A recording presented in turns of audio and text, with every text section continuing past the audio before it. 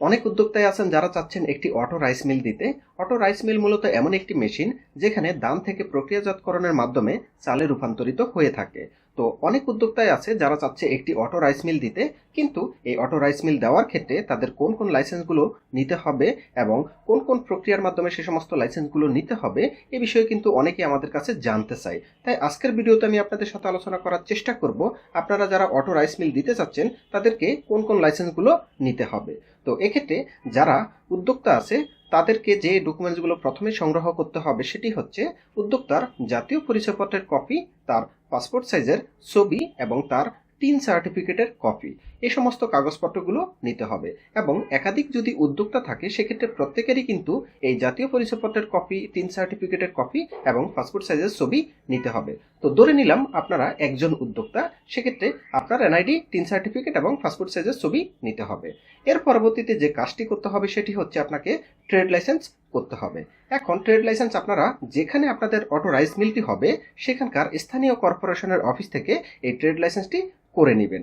এক্ষেত্রে কিন্তু খুবই গুরুত্বপূর্ণ একটি বিষয় লক্ষ্য রাখবেন, সেটি হচ্ছে ওই ট্রেড লাইসেন্সের ব্যবসার ধরনে অবশ্যই অটো রাইস মিল এই শব্দটি উল্লেখ করতে হবে।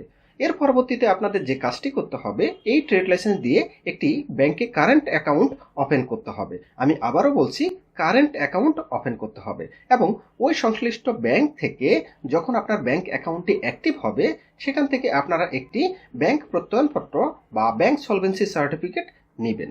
এর পরবর্তীতে আপনাদের যে কাজটি করতে হবে সেটি হচ্ছে আপনাদের প্রতিষ্ঠানের নামে একটি ব্যাট সার্টিফিকেট নিবন্ধন করাতে হবে বা যেটিকে আমরা বিন সার্টিফিকেট বলে থাকি।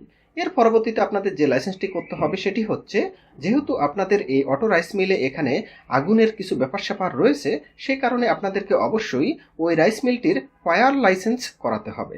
ফায়ার সার্টিফিকেট করার পরবর্তীতে আপনাদেরকে যে লাইসেন্সটি করতে হবে সেটি হচ্ছে পরিবেশের ছাড়পত্র নিতে হবে।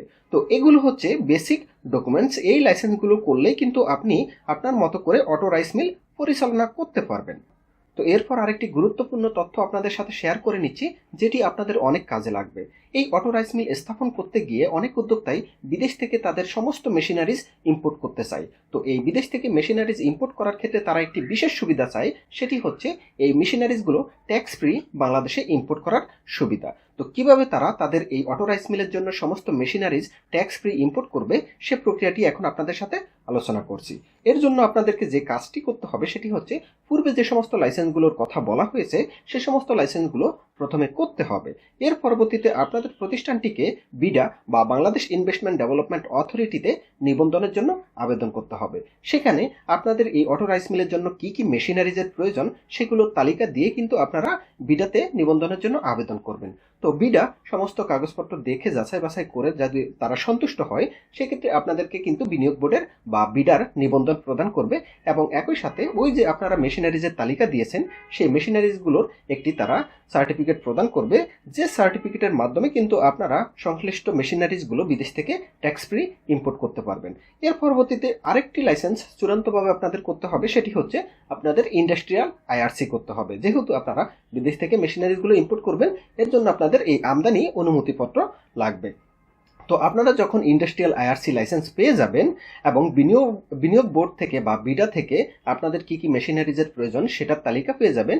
এর পরবর্তীতে ওই অটো রাইস মিলের জন্য আপনারা আপনাদের প্রয়োজন মাফিক সমস্ত মেশিনারিজ বিদেশ থেকে ট্যাক্স ফ্রি বাংলাদেশে নিয়ে আসতে পারবেন এবং খুব লাভজনকভাবে আপনারা এই অটো রাইস মিলের ব্যবসা করতে পারবেন। তো এই বিষয় নিয়ে যদি আরো কোনো প্রশ্ন থাকে সেক্ষেত্রে কমেন্টে বা আমাদেরকে ফোন করে আপনাদের প্রশ্নটি জানাতে পারবেন, আমরা অবশ্যই উত্তর দেওয়ার চেষ্টা করব। তো সবাইকে ধন্যবাদ, আল্লাহ হাফেজ।